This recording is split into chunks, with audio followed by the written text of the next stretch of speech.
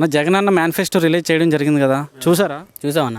ఎలా ఉంది అన్న చాలా బాగుందన్న. మనకి పెన్షన్ సంబంధించి 3,500 అనేది ఇవ్వడం జరుగుతుంది.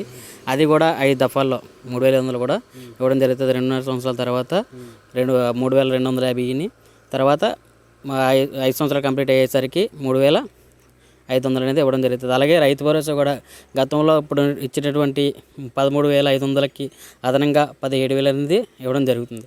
అలాగే అమ్మఒడి 15,000, దానికి అదనంగా 17,000 అనేది ఇవ్వడం జరుగుతుంది. మరి ఇప్పుడు అంటే ఎంతకన్నా ఎక్కువ ఇస్తానంటే చంద్రబాబు నాయుడు గారు అన్న, చంద్రబాబు నాయుడు గారి మాటలు అనేది ఎవరో నమ్మదలుచుగా రెడీగా ఎవరో లేరు నాకు తెలిసి. ఎందుకంటే 2014లోనే మీకు ఎగ్జాంపుల్ కొన్ని పథకాలు కూడా నేను చెప్తాను.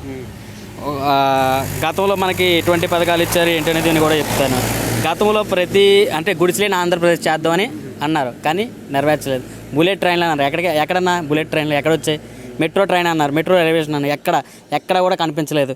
వాటితో పాటే రైతు రుణమాఫీ, రైతులందరూ కూడా చాలా ఆనందించారు. ఏంటంటే 2014లో చంద్రబాబు నాయుడు హామీ ఇచ్చాడు, రైతు రుణమాఫీ చేస్తాడని చాలామంది రైతులు అనేది ఓటేయడం జరిగింది. కానీ వాళ్ళకి పంగనామాలు పెట్టాడు చంద్రబాబు నాయుడు. మరి ఇప్పటికీ పోల్చుకుంటే జగన్ అన్న గారు ఇచ్చిన మేనిఫెస్టోకి చంద్రబాబు నాయుడు గారు ఇచ్చిన మేనిఫెస్టోకి తేడా ఏంటి? ఎవరు బాగా నెరవేర్చారు? ఎలక్షన్ ముందిచ్చే మేనిఫెస్టో అనేది ఎలక్షన్ తర్వాత కూడా ఉండాలి. కానీ టీడీపీ గవర్నమెంట్ ఏం చేసింది, ఎలక్షన్ అయినా 3 నెలల్లోనే మాఫీ చేశాడు. ఏంటి? మేనిఫెస్టో మాఫీ చేశాడు. రైతు రుణమాఫీ మాఫీ చేయలే, మేనిఫెస్టో మాఫీ చేశాడు పూర్తిగా. ఎవరికి కూడా రైతులకు ఉపయోగపడలేదు. అటువంటి జగన్మోహన్ రెడ్డి 2019 ముందు ఇచ్చిన హామీలన్నీ కూడా 99% అమలు ఉంది. ఇప్పుడు ప్రజెంట్ మన వెబ్సైట్లో ఎత్తుక్కున్నా సరే మేనిఫెస్టో మంది వైఎస్ఆర్సీపీ మేనిఫెస్టో అనేది ఖచ్చితంగా కనిపిస్తుంది. కానీ చంద్రబాబు గవర్నమెంట్లో వచ్చినటువంటి మేనిఫెస్టో ఇప్పటికీ కూడా దాఖలు లేదు. మరి అటు సూపర్ 6 అని ప్రకటించారు. ఎలాగా అంటే మన ఆంధ్రప్రదేశ్ ఆర్థిక పరిస్థితి ఇప్పటికే శ్రీలంక అయిపోయిందని చంద్రబాబు నాయుడు గారు అంటున్నారు. మరి అలాంటి పరిస్థితుల్లో ఆయన ఎలా ప్రకటిస్తున్నారంటారు? అన్న, నేను ఒకటి చెప్తాను. బడ్జెట్ పెట్టి జగన్మోహన్ రెడ్డి గారు అంతా చాలా బాగా ఎక్స్ప్లెయిన్ చేశారు. మనకి ఉన్న బడ్జెట్ ఇది, మేము చేస్తున్నది ఇప్పుడు 71,000 కోట్లు అవుతుంది.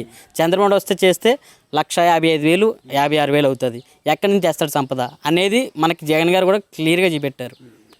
జగన్ గారు ఏదైనా చెప్పారంటే ఖచ్చితంగా చేస్తారన్న అదే నమ్మకం ప్రజల్లో కూడా ఉంది. మీరు ఎగ్జాంపుల్ చూడవచ్చు, ఈరోజు టీవీ వదలని వ్యక్తి ఎవరో లేరు. ఎందుకంటే జగన్ గారి మీద నమ్మకం. ఆయన చెప్పాడంటే ఖచ్చితంగా చేస్తాడు, ఏ పథకమైనా ఏదైనా సరే. ఆ నమ్మకం అనేది జగన్మోహన్ రెడ్డి గారు నిలబెట్టుకున్నారు.